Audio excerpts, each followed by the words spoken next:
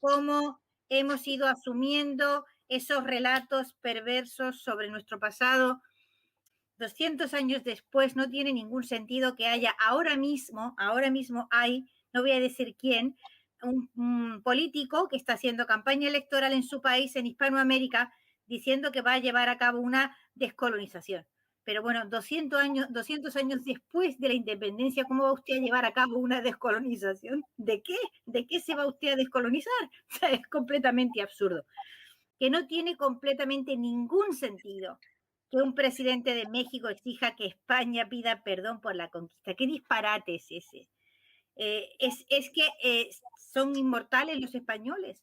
Es decir, hay una serie de relatos que en unos casos son absurdos y en otros casos son tan retorcidos y extraños que no tienen más remedio que convertirse en una trampa para enfrentar la realidad. Y esa trampa consiste en la invención de enemigos que ya no existen, que desaparecieron hace muchísimo tiempo, que en absoluto son enemigos y que no tienen ningún problema. Quiero decir que es que hay un empeño constante en mantener vivo una fantasmagoría de imperio, o sea que ya nos va tocando llegar a la edad adulta de hacernos cargo del presente y no estar, pues como los quinceañeros, echándole constantemente la culpa a tu padre de todo lo que te va mal en la vida. No, ya vamos a ingresar en la edad adulta. Uno de los sistemas tradicionales de engendrar tempestades y tormentos es el de oponer indigenismo e hispanismo. Es imposible oponerlo. Es decir, es que lo hispano supone lo indígena. Absolutamente. No existiría sin lo indígena. No puede existir. Y entonces, ese relato según el cual existe una especie de Edén indígena primordial en el cual vivía América toda antes de que llegaran los barcos de Colón, eso es una estupidez. Lo que había en América, como lo que había en África y en Europa, pues eran distintas unidades de pueblos que contendían entre sí, se conquistaban unos a otros, se esclavizaban unos a otros y se peleaban como siempre ha ocurrido y ocurrirá, me temo, por los siglos de los siglos. Amén. Es decir, cuando se producen las independencias y se elige, porque ese es un fenómeno muy curioso, ocurre en México y ha ocurrido en todas las naciones que fueron naciendo en el inmenso centrifugado, yo le llamo el Big Bang del Imperio Español, ¿no? En aquel enorme centrifugado que empezaron a aparecer naciones, se construye un relato oficial desde que lo construyen las nuevas élites que gobiernan, las nuevas clases dirigentes, según el cual ese territorio era el territorio edénico, maravilloso, en el que vivía una etnia a la que se consideraba más significativa, pues por ejemplo en el caso de México, pues eran los aztecas, ¿no? Y en el caso de, pues en otros eran los incas o los mapuches, tal. Bien. Entonces se elegía a un solo pueblo que se transformaba en el paradigma del Edén indígena primordial y se eliminaba a todos los demás. ¿Por qué? Pues porque evidentemente en el periodo que llamamos la conquista, obsesivamente la conquista, siempre la conquista, ese enorme periodo virreinal de siglos parece que no fue otra cosa más que conquista, todo lo demás no existe, solo conquista, obsesión. Todos los demás pueblos que no eran ese fueron aliados de los españoles. Es decir, los españoles eran muy pocos. Los españoles eran 4 y con la capacidad de transporte de la época, pues la cantidad de gente que podía ir a América era muy limitada. ¿Cómo se conquista Tenochtitlán? Y pongo el ejemplo más grande porque es el más tremendo de todos, ¿no? La conquista de Tenochtitlán. Y entonces sale el presidente López Obrador y esas cosas, ¿no? ¿Cómo se conquista Tenochtitlán? Pues con 500 españoles y 150.000 etnias, o sea, indios guerreros de distintas etnias, totonacas, tlacaltecas, purépechas, tarascos, etcétera, etcétera, ¿vale? Cuyos descendientes siguen existiendo. cómo se sintieron esos mestizos, o no tan mestizos, cuando después de la independencia se transformaron en traidores dentro de su propio país. Las heridas internas que esto ha generado son tremendas. Supone la negación de todo el componente indígena, que fue enorme, de aquellos pueblos que obviamente se aliaron con los españoles y con ellos pactaron y con ellos convivieron. Porque claro, había que construir una división artificial en la que estaban los indígenas por un lado y los españoles por otro, ¿vale? Y o todo era indígena o todo era español. Había que negar 300 años de mestizaje activo y por lo tanto había que construir un eje de coordenadas en el cual lo hispánico no tenía nada que ver con lo indígena. No, no es cierto. Lo hispánico tenía todo que ver con la indígena, absolutamente. Y lo tuvo desde el primer momento, lo tuvo por necesidad vital. Es decir, porque el imperio español, la monarquía católica, como la queramos llamar, que siempre tenemos unos problemas terribles con los nombres, el imperio español existió porque supo aliarse con pueblos indígenas en América. Si no, no hubiera podido existir jamás, jamás.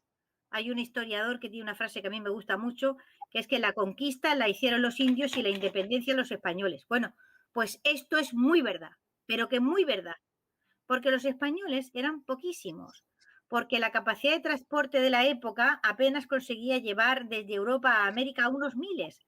Entonces no salen las cuentas por ningún sitio. Y América tenía para 1600 y 1650 un montón de ciudades muy grandes y había habido una enorme fundación de caminos reales, universidades, etcétera, etcétera. ¿Dónde está la gente? Es decir, la demografía en historia es todo. ¿De dónde sale la gente? Es cierto que hubo una catástrofe demográfica importante de resultas de fundamentalmente viruela y algunas gripes que fueron muy dañinas, ¿no? Pero luego, pasado ese primer momento, la población se recuperó bastante bien y usted se encuentra en el siglo XVIII muchísimas ciudades muy grandes. En 2 o 3 de ellas ya estarían todos los españoles que pudieron llegar, es decir, ya no había más. Se calcula que para 1700, desde el descubrimiento, pudieron llegar en total, en los siglos, unos 200.000 para repartirse por un área que superaba los 20 millones de kilómetros cuadrados. Nadie veía un español. Entonces, evidentemente, lo que sucedió es que se produjo un gigantesco proceso de mestizaje, que es algo que sucede en casi todos los imperios, es decir, que es condición sine qua non para que un imperio se consolide. Es lo que sucedió con el Imperio Romano y es lo que ha sucedido con otros imperios que en el mundo han sido y que yo he intentado estudiar someramente en ese libro para explicar que los imperios son realidades históricas muy grandes, gigantescas, poco comprendidas y muy mal estudiadas. Y en el caso del Imperio español, estudiada de la forma más catastrófica posible y más autodestructiva.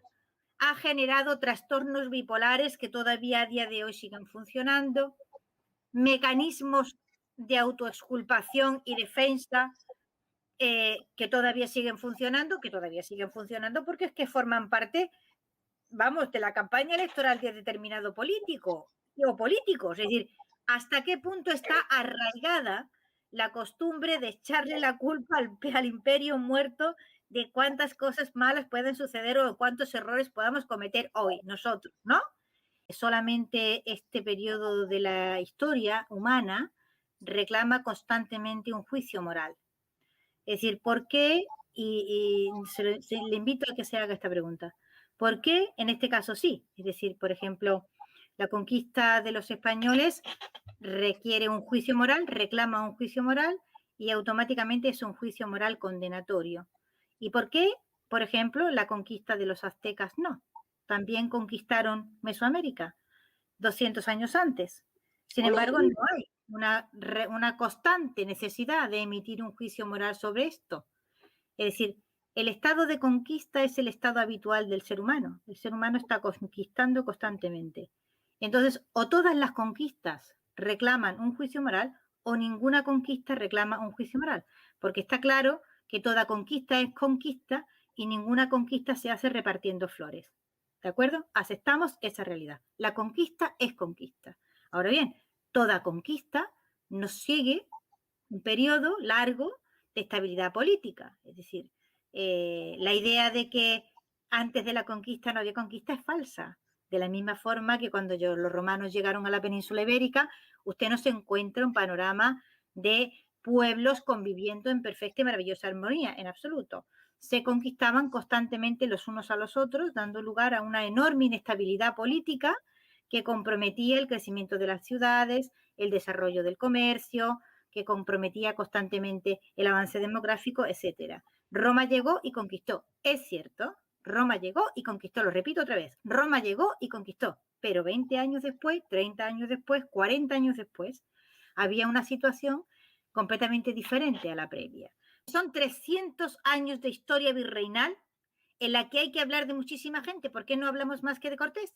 ¿Por qué no hablamos, por ejemplo, del virrey Mendoza? ¿Alguien sabe quién fue Antonio Mendoza? Antonio Mendoza es el primer virrey que tiene México y es el hombre que se encarga de crear una estructura virreinal para América. Está inventándose un sistema de funcionamiento que tuvo un éxito atronador. Duró 300 años. Pues ese señor no era para nada un conquistador. ¿Por qué solo hablamos de un conquistador? Es decir, es que el resto de la historia no merece ser contada, porque ese Antonio de Mendoza de Granada, que está al lado de mi pueblo de Málaga, Antonio de Mendoza, tenía un gobernador en Tenochtitlán que se llamaba Pedro Texuatín y era un azteca. ¿Vale? Es decir, esa es la historia paralela que no hay que contar, que no se debe contar, porque hay que contar necesariamente una especie de extraña anomalía, según la cual los españoles eran 4, pero conquistaron todo, no se mezclaron nunca, y lo que quedó de aquello es que había una esencia purísima ahí y estaba guardada 300 años y luego va y reaparece, pero reaparece hablando español. Madre de Dios, ¿entiendes? Y estas falsificaciones, estos planteamientos absurdos no generan más que trastorno bipolar. Y el trastorno bipolar es una profecía autocumplida. Es decir, qué desastre, y entonces pensando qué desastre tenemos, qué desastre hemos heredado, no hacemos más que producir desastres. Porque con esa idea en la cabeza no se puede producir otra cosa. Una unidad política que ha durado ya más de 3 siglos, con una extensión territorial de 20 millones de kilómetros cuadrados, 2 océanos por medio. Es decir, hay pocos ejemplos en la historia de la humanidad de que algo así ya haya podido durar mucho tiempo. De hecho, no hay ninguno. La realidad es que no hay ninguno. No hay ningún ejemplo posible. Con lo cual, ya digamos, esa gran unidad política gigantesca tendía por su propia evolución al desmembramiento. Es decir, ningún imperio es eterno, jamás lo ha sido. Todos los imperios terminan fragmentándose antes o después, ¿no? Pero normalmente, digamos, la tendencia ha sido a la consolidación de lo que yo llamo imperios continentes, ¿no? Como el imperio mongol, ¿no? Que es una continuidad territorial.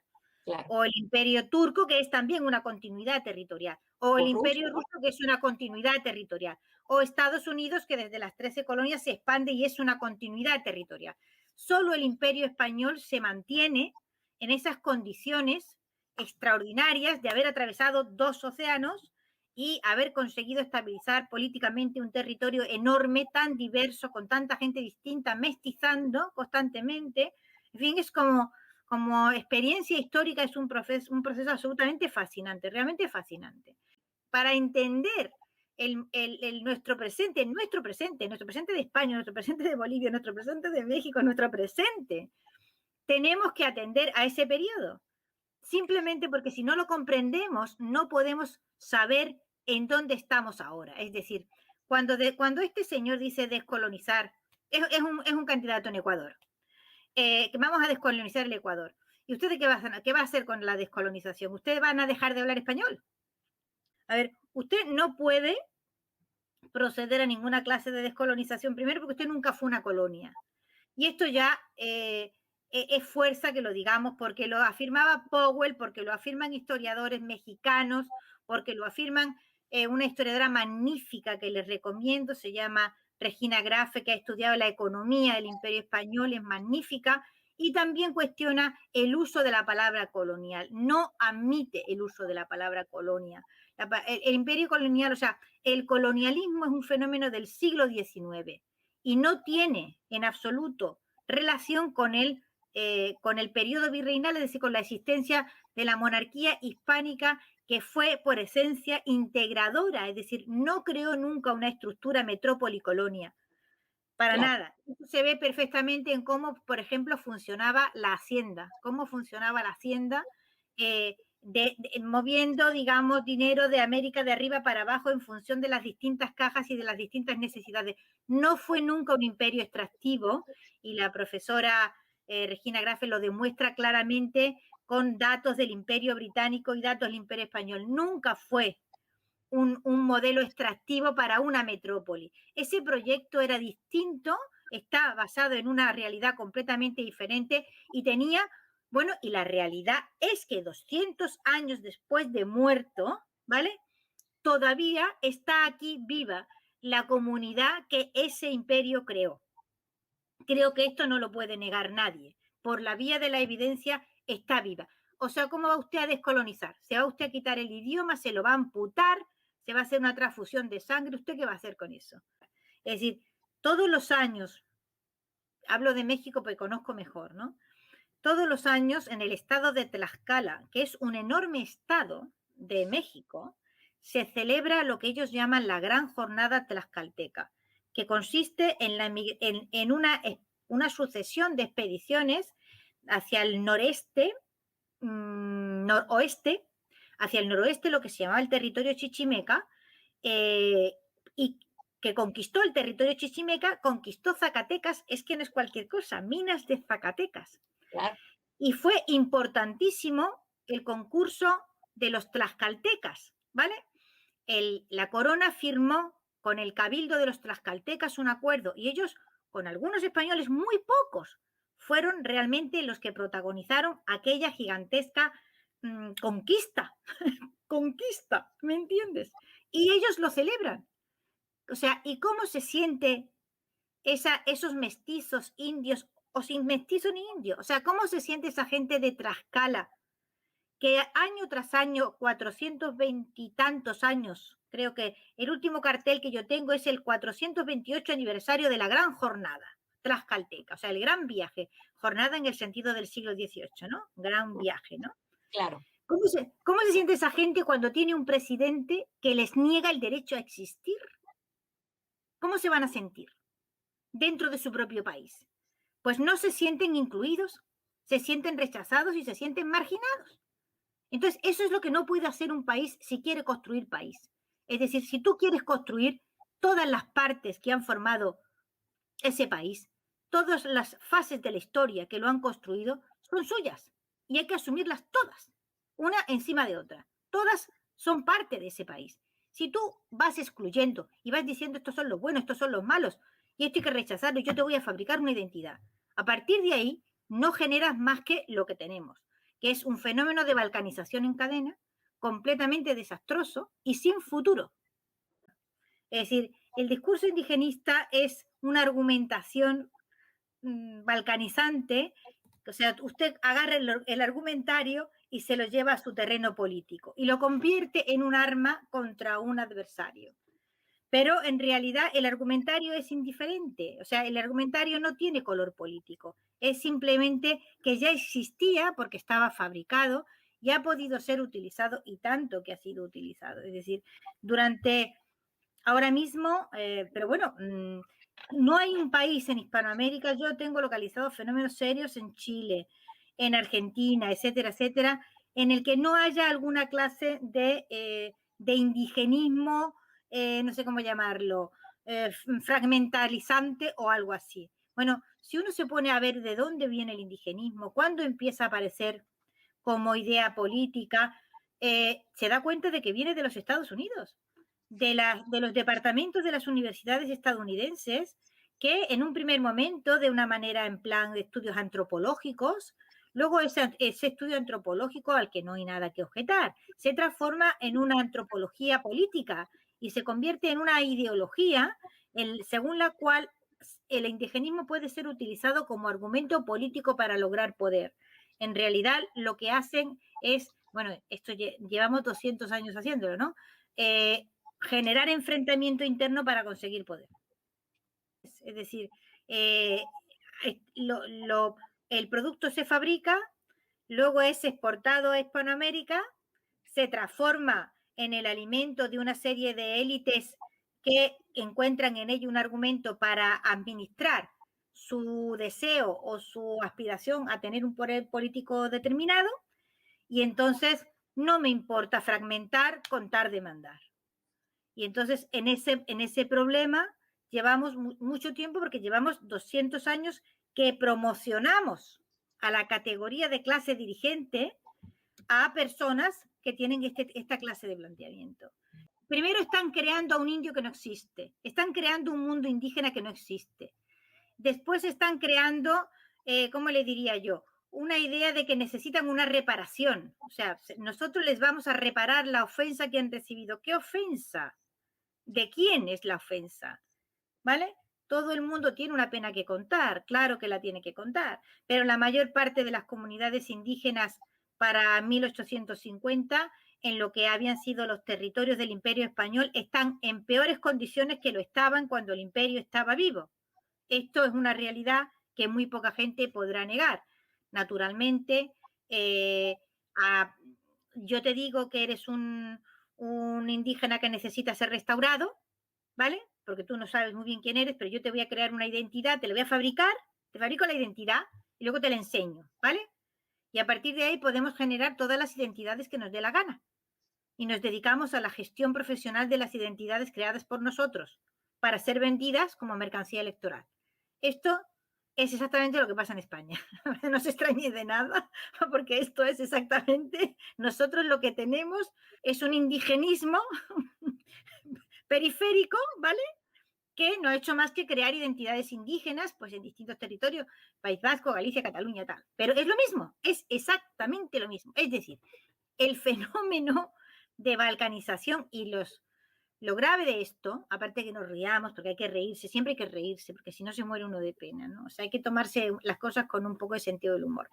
Pero lo grave de todo esto es que el mundo hispano, la monarquía hispánica, que se tenía que haber fragmentado de manera natural, y es lo que hubiera debido ocurrir, y de hecho ya hubo planes en tiempos de Carlos III en ese sentido, en los virreinatos, es decir, la división del inmenso imperio americano en sus virreinatos hubiera permitido mantener intacta la estructura, vamos, desde la hacienda hasta las capitanías, hasta todo. Es decir, ya eso era una estructura de poder, era una estructura de Estado que ya existía. Es realmente una anomalía que el imperio se fragmentara de la forma que se fragmentó. Y entonces sí, ahí sí, tiene mucho que ver la forma concreta en que se produjo ese desmembramiento con la invasión de España por parte de Francia y con la intervención de todo el mundo en la independencia de Hispanoamérica. La intervención de todo el mundo, que evidentemente iban a ayudar, pero no fueron más que a fragmentar y a conseguir que Hispanoamérica se convirtiera en tal cantidad de pequeñas naciones que nunca jamás ninguna de ellas supusiera un problema para nadie. Es decir, España, digamos, en el periodo imperial, fue capaz de sostener una hegemonía a nivel mundial que duró muchísimo tiempo. Y esa hegemonía la sostuvo por encima de la Gran Bretaña, por encima de Inglaterra, por encima de Francia, por encima de Holanda, etcétera, etcétera. Es decir, tenía muchos enemigos, lógico que los tuviera, o es que acaso Rusia ahora mismo no es enemiga de Estados Unidos. Parecía que el enfrentamiento era porque uno eran comunistas y otros capitalistas. Se demuestra que no. Se demuestra que no tiene absolutamente nada que ver. En realidad no es más que un poder que colisiona con otro poder. Y entonces, durante mucho tiempo, la única batalla que se podía mantener contra aquel imperio, que ha sido el más grande y longevo que ha engendrado Occidente desde el Imperio Romano, fue la batalla de la opinión pública. O sea, la batalla por la reputación, es decir, ustedes tendrán poder, pero son ustedes unos animales, unos asesinos, unos ignorantes, unos malvados, es lo que yo intentaba explicar en Imperiofobia, es decir, todos los grandes imperios han estado sometidos a gigantescas campañas de difamación, de oscurecimiento de sus logros, por parte de pequeños poderes que contienden con él, ¿no? Y entonces, claro, en el momento en que en el siglo XIX, vamos a la clave del siglo XIX, la única posibilidad que había para Gran Bretaña de transformarse en una gran potencia era que Hispanoamérica se fragmentara del modo en que se fragmentó. Si Hispanoamérica no se hubiera fragmentado de la manera en que se fragmentó, no se hubiera consolidado jamás el poder de Gran Bretaña en su expansión en el siglo XIX. Eso era condición sine qua non, los ingleses lo sabían. Hay un momento, en primer lugar, hacía falta un argumentario, y ese argumentario fue el de la leyenda negra, con el que justificar la necesidad de desmembrar el imperio. En segundo lugar, como aquella desmembración, en vez de hacerla distinguiendo perfectamente nuestros intereses de los intereses ajenos, o sea, nuestros intereses y de hispanoamericanos, es decir, vamos a entendernos entre nosotros, vamos a organizar esto a nuestra manera y aquí no necesitamos que venga nadie, sobre todo a prestar dinero. Es decir, hay una parte grande de hispanoamericanos que no sabe que el origen de la deuda empieza con las independencias, porque se endeudaron sin conciencia de lo que estaban haciendo y porque tenían la obligación de tener conciencia de lo que estaban haciendo si aspiraban a gobernar. Es decir, cuando un gobernante firma una deuda, tiene que tener muy claro qué es lo que está haciendo. Y si no lo sabe, pues lo mejor que puede hacer es irse a su casa. Lo digo por los míos, ¿eh? O sea que eso hay, cuando se endeuda a los pueblos por generaciones, ¿vale? Hay que saber muy bien lo que uno está haciendo. Entonces, lo que en ese momento no estaban haciendo las élites, ni las españolas tampoco, ¿eh? O sea, que es que yo no salvo a nadie, o sea, las españolas tampoco.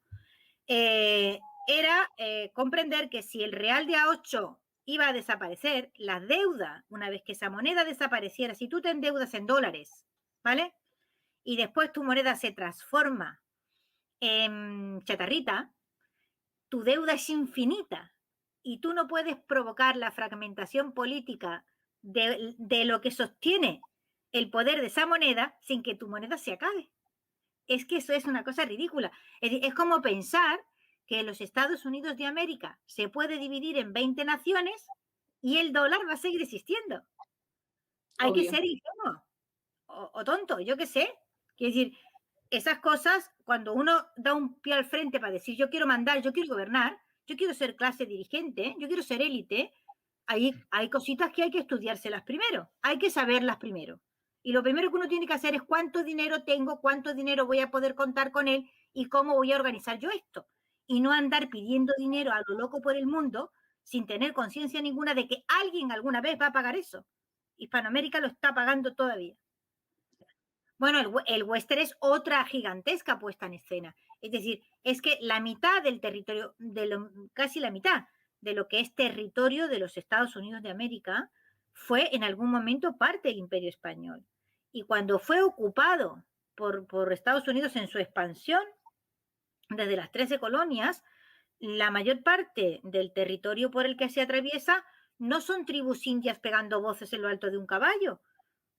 Es muchos de esos territorios ya estaban sedentarizados, hispanizados y hablaban muchos hablaban español, Jerónimo hablaba español y la gente se queda muy así como cuando yo digo que sí, pues sí, claro que hablaba español, porque los apaches habían empezado a entrar en lo que era el territorio del virreinato de la Nueva España alrededor desde 1700 y poco, cuando envían una embajada a Taos, porque los comanches y otros pueblos mucho más salvajes en el sentido de que eran gente con poco dominio de la agricultura y cuya vida básicamente consistía en depredar, o sea, agarrar lo que pillaban, ¿no? Y entonces los apaches fueron empujados hacia abajo. Y entonces se integraron, pidieron al gobernador de Taos tierras para poder asentarse en ese bajo la protección de ese imperio y aceptaron ser cristianizados. Y entonces Jerónimo llevaban ya 2 o 3 generaciones cristianizados y además muy industriosos. Quiere decir que los apaches, si miráis, veréis que hay apaches mezcaleros, porque hacían mezcal, apaches jicarillas, porque hacían botijos y jícaras y cosas. O sea, cada uno fue desarrollando, cada uno de estos pueblos sedentarizados fue desarrollando, y en realidad el gobernador Vélez Cachopín, que fue el que gestionó esto, lo hizo bastante bien. O sea, lo que no enseña el western es que cuando tú estás ocupando California, en California hay ciudades. Ahora se acaba de cumplir el centenario de la fundación de Los Ángeles, hace 2 o 3 días. Y Los Ángeles es una ciudad que la funda un grupo de gente que viene de la Nueva España, y el primer alcalde que tiene es un mulato. Y solo hay 2 españoles. Y no ocupan ningún cargo. Los 2 españoles no ocupan ningún cargo. Quiero decir que todo ese territorio fue absorbido por los Estados Unidos y se contó de esto una historia que no es verdad. Simplemente no es verdad. Y con esto no quiero que se me pase que yo quería hablar de la importancia de la koiné. Es decir, ¿qué llamamos la koiné y qué es esa lengua franca, esa cultura común que existe? Es decir, es evidente que la comunidad hispana existe en el mundo. Eso ya está ahí. O sea, no hay que construir, no hay que fabricar. Está ahí. Eso es un capital. Tenemos una comunidad de hispanohablantes gigantesca, enorme en el mundo. En realidad, nadie está dispuesto a renunciar a las ventajas que supone tener una comunidad tan grande de personas que hablan el mismo idioma. Y por lo tanto, si no estamos dispuestos a renunciar a esa ventaja, si es algo que por sí mismo ya existe, ¿por qué nos intentamos sacarles todas las ventajas posibles? Es decir, ¿por qué hay un profesor de economía español, se llama José Luis García Delgado, que hizo hace poco tiempo, pocos años, un trabajo, se llama enorme, un trabajo enorme, 14 tomos, El valor económico del español. 16% del Producto Interior Bruto de España está relacionado con el idioma de alguna forma. No tenemos un trabajo global. O sea, estos 500 millones de almas perdidas, como dice mi amigo Carlos Leáñez, profesor de la Universidad Simón Bolívar, somos un imperio cultural que no tiene quien lo gestione. Estos 500 millones no tenemos un trabajo de investigación que nos diga cuánto rédito económico supone la existencia de una comunidad de 500 millones de personas hablando una sola lengua. Tiene tela, perdón la expresión que es muy coloquial, que entre los 500 millones no hayamos sido capaces de provocar trabajos de investigación que nos digan cuánto realmente vale nuestra lengua y cuánto se puede obtener de ella. Es terrible esto.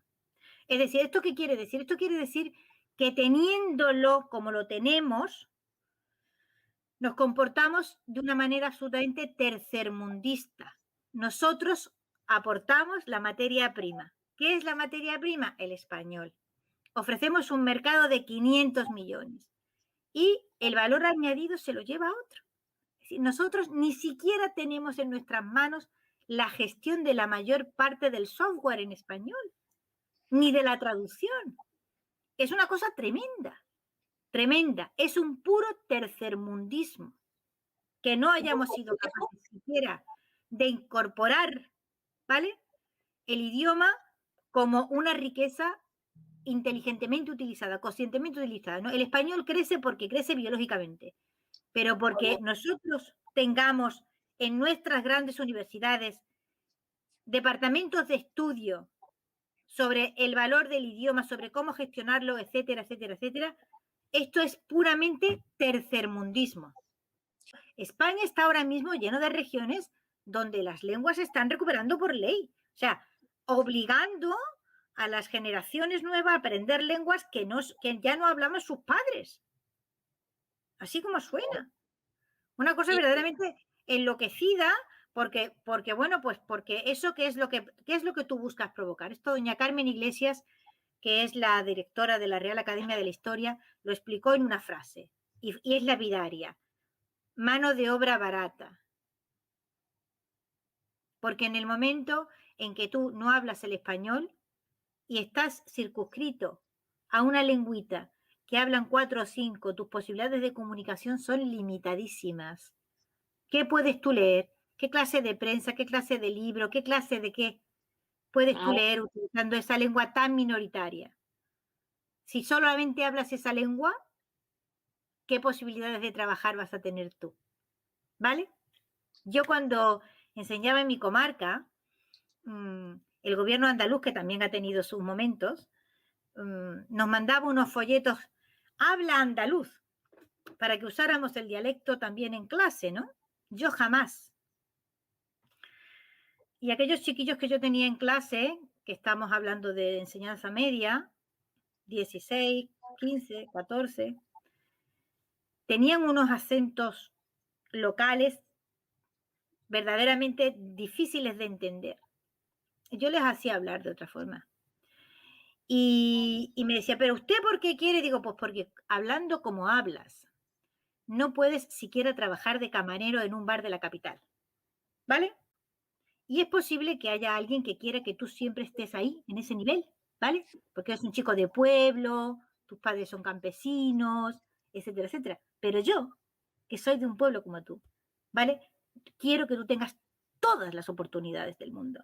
Y no quiero de ninguna manera que estés condenado por tu origen a no poder salir del sitio en el que has nacido, que es mano de obra barata. Es decir, gente que en las distintas regiones no sabe bien hablar el español. Entonces, eso es un caldo de cultivo clientelar fenomenal, porque esas personas que no pueden salir de su región, y su región normalmente es pequeñita, se transforman férreamente en los defensores de esos indigenismos. Claro, no puede usted competir, ¿vale?, en la casa grande, ¿no? Eso lo decía maravillosamente bien Valle Inclán, ¿no?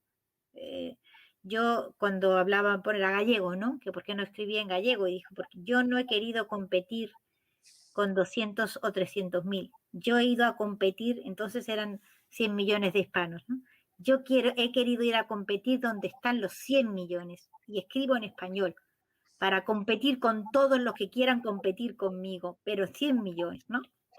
Bueno, pues cuando usted ya le ha reducido su ámbito de posibilidad a esa persona por su educación, no sabe español, esa persona depende de usted hasta el morir. Es un cliente suyo hasta el morir, porque de ahí no puede salir.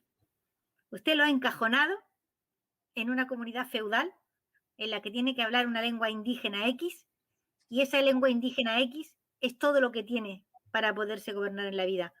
Votantes garantizados, por la sencilla razón de que no pueden salir de ese pueblo chiquito, de esa comunidad chiquita, porque no saben hablar la lengua común, no saben la lengua franca. Entonces, eso es una red clientelar fabulosa y una fuente genial de mano de obra barata que no va a poder nunca salir de esa situación en ese entorno. Eso es una cosa terrible que está sucediendo en muchos sitios. Claro, ¿esto a quién afecta fundamentalmente? Pues a las clases trabajadoras. Es decir, las familias de clase media alta, pues ya se buscan colegios en los que efectivamente sus hijos aprendan no solo español, sino español, inglés y otras lenguas. Y esto afecta, claro, a quien está adscrito en un barrio a un colegio que es el que le cae por zona, y de ahí no va a salir. Es decir, la gran mentira de todo esto es que es absolutamente insolidaria, bárbaramente insolidaria y antisocial, ¿no? O sea, la comunidad hispana en el mundo tiene varias ventajas estratégicas ahora mismo que son magníficas. Si las sabe jugar, si conseguimos arrinconar a los alcaldes de aldea que están todo el santo día con la gestión de la identidad local y la creación de unas identidades y unos sé cuántos, si fuésemos capaces de mirar hacia adelante y subirnos en la escalera a ver qué es lo que hay al otro lado, nos daríamos cuenta de que esta comunidad tiene unas ventajas estratégicas enormes. La primera es el idioma, que es enorme. La segunda, importantísima, es la ventaja demográfica. Es decir, el mundo hispano es la única parte del occidente que se reproduce sin problema. No desdeñe nadie la demografía, que la demografía al cabo de 4 generaciones marcan el cambio, marcan la diferencia en cualquier circunstancia. Es decir, cuando una comunidad cualquiera se mantiene durante 4 generaciones reproduciéndose por debajo del nivel de reposición, ¿vale? Su situación puede asegurarse que será de catastrófica a la quinta. El mundo hispano no está ahí. El mundo hispano tiene una lengua que es como un cañón. No sufre ninguna clase de problema, en el sentido de que no amenaza fragmentación en ninguna parte, pero en ninguna parte. El idioma permanece sólido como si fuera un transatlántico. La segunda es esa ventaja demográfica que es muy, muy, muy importante. Y la tercera es que el mundo hispano, España y todo lo que es nuestra comunidad no tiene cuentas pendientes con China. Y eso va a ser muy importante en 20 o 30 años.